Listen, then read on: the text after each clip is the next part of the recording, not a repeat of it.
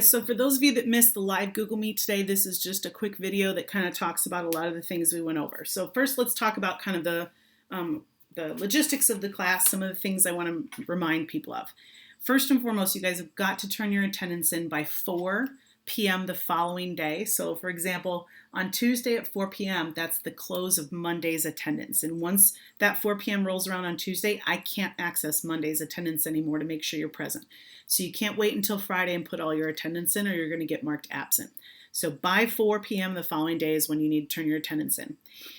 Tuesdays are when we did some critical thinking stuff for world history. Some of you got really frustrated with those questions. Those critical thinking questions are allowing me to see how you're kind of trying to answer the questions, if you're giving up too easily on stuff. When it asked you about the physical feature that allowed farming to happen, you want to look around the whole page. And when you looked around the page, a lot of you wrote down crops. Crops aren't a physical feature.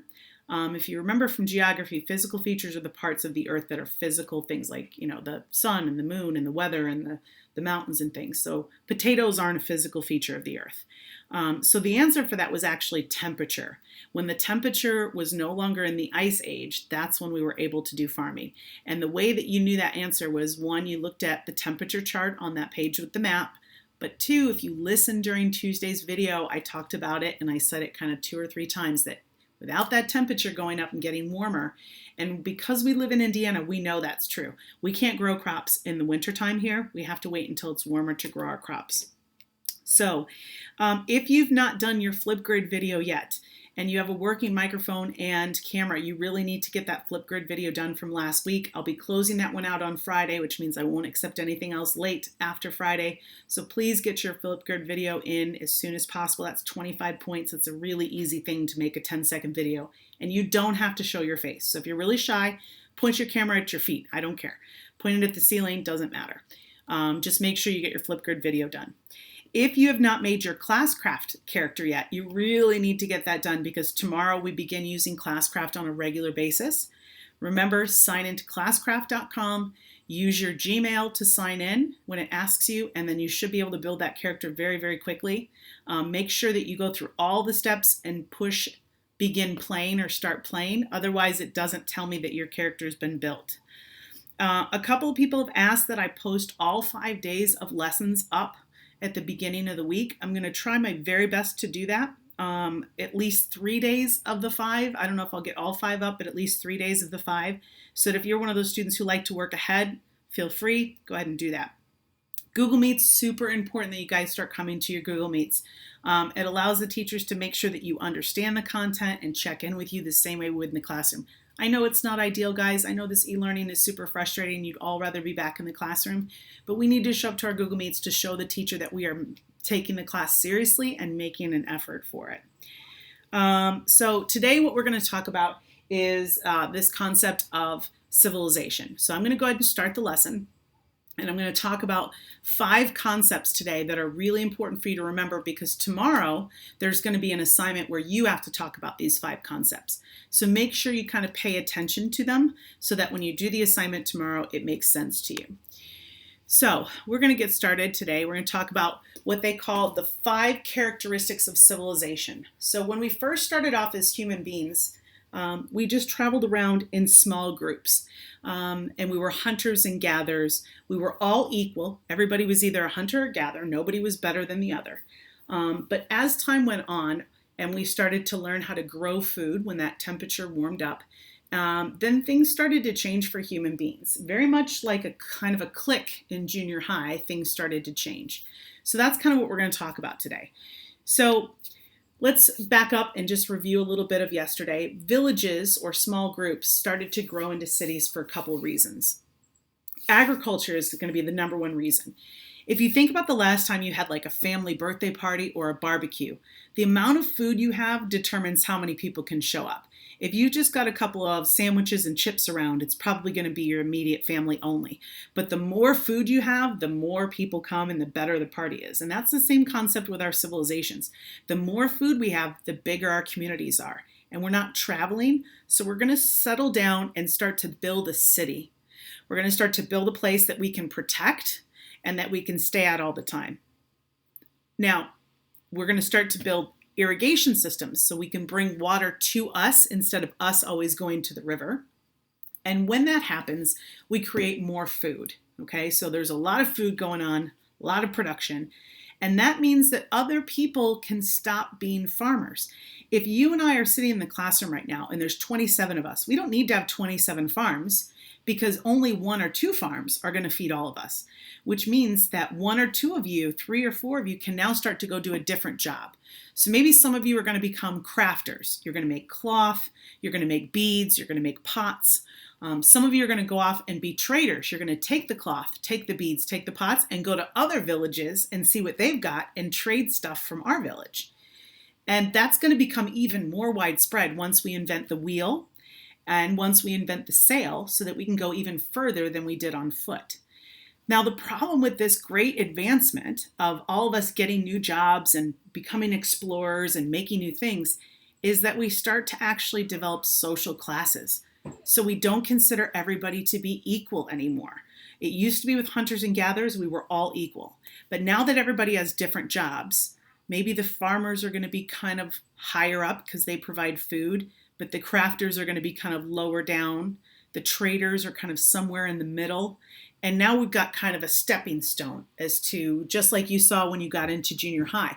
In elementary school, we were kind of all friends. And then in junior high, we started to break off into smaller groups, and then there was the athletes and the popular kids and then, the kids who are into clubs and things. So we had different groups of different people as to who was popular and whatnot. And that makes it a little bit harder. If you remember, when we got into junior high, life became a little bit harder. We also see religion and government becoming super important, which we're going to talk about in a minute. So the 5 things that we're going to do an assignment on tomorrow are how you become a civilization. So if you want to become a civilization, you have to have these 5 things. You have to have advanced city, specialized worker, complex institution, record keeping, advanced technology. So we're going to look at all 5 of those and just kind of explain them. So when we talk about advanced cities, we're talking about a bigger place that we live. Population is much bigger. And we're going to start to protect those places. So we're going to build walls and we're going to build defenses to make sure other people can't come and attack us. Cities are also going to be the center of trade, where all this trading is going on. We exchange stuff. When I talked about everybody getting different jobs and not everybody having to be a farmer, that's called specialized workers because you become special at what you make. So when not everybody needs to be a farmer, we can divide up the jobs. Artisans, traders, government officials, people who work with medicines or kind of potions and things because they don't actually have modern medicine yet. So once people don't all need to be farmers, you're on your way to becoming a civilization. The third one is probably the most difficult to understand. It's called complex institutions. And what we mean by that is government and religion. So when your small village decides it's going to have rules and that there's consequences for breaking those rules, that's just another way of saying we have law to maintain order. We're going to make a leader. That leader is going to decide what the rules are. They're going to decide consequences. They're going to decide what to do when people break them and how to handle them. So that's more complex than just kind of how your family functions at home, right?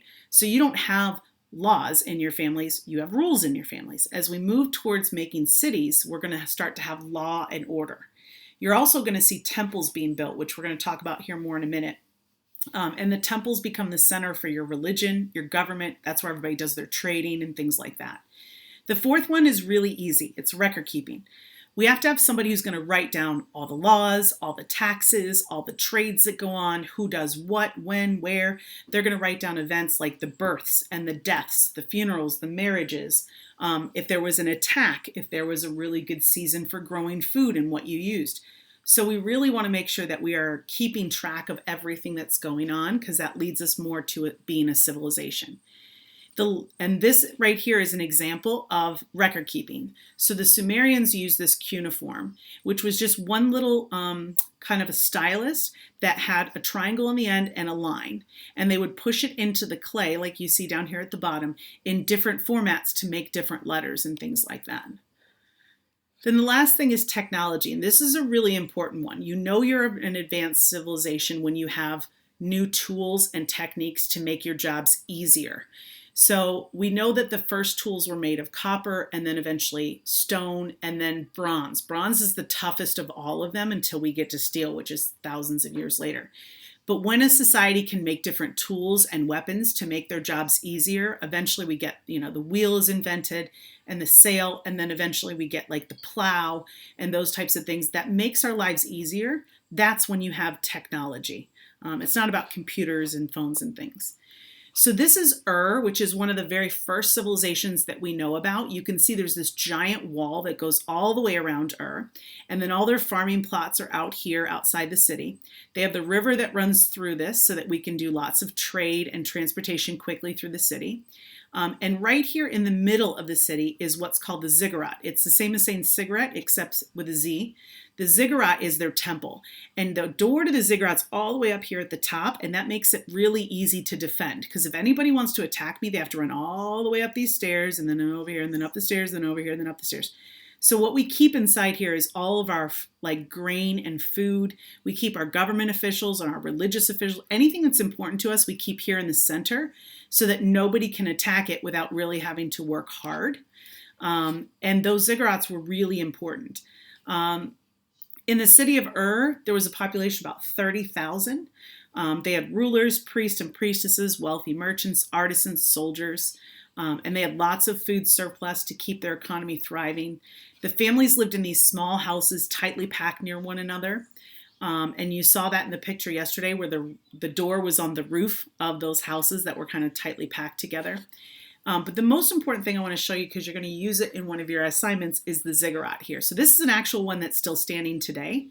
And you can see they have to go all the way, an army would have to go all the way up these steps on one of these sides to get to the top, to get to the door. There's no doors all the way around the bottom of this. Only way in is up at the top. So it's the tallest, most important building in a city, and you do religious rituals there, there's trade there, and this is where the scribes work to make their records and things. But what I want you to understand is when we're talking about trade, there's no money at this point. We're trading goods and services. So I might say to you, I have a cow, you have 5 chickens, I'm going to trade you beef, you're going to give me eggs. That's called bartering, and that's all they're using for trade at this point. So that's it for civilization today. Tomorrow it's going to ask you to go back to these 5 things on a chart. You're going to make it on your own paper. And it's going to ask you to write down all 5, tell me a little bit about each, and then draw a picture for each. So that's just one of your assignments for tomorrow. If you have questions about tomorrow, make sure you watch the video tomorrow about their stuff, about the directions. That's it for today.